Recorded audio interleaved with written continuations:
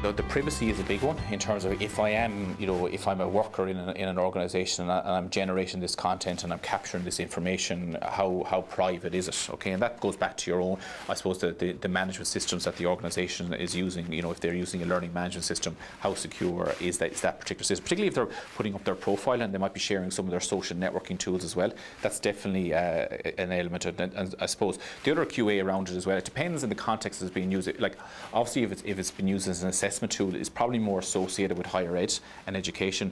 It's not necessarily used as an assessment tool in organisations, but it can be used as a performance management tool. And from that perspective, it does need to, I suppose, that transition from ePortfolio into performance management needs to be managed carefully as well, because if you are positioning it as a performance management tool, then there needs to be a criteria against it as well.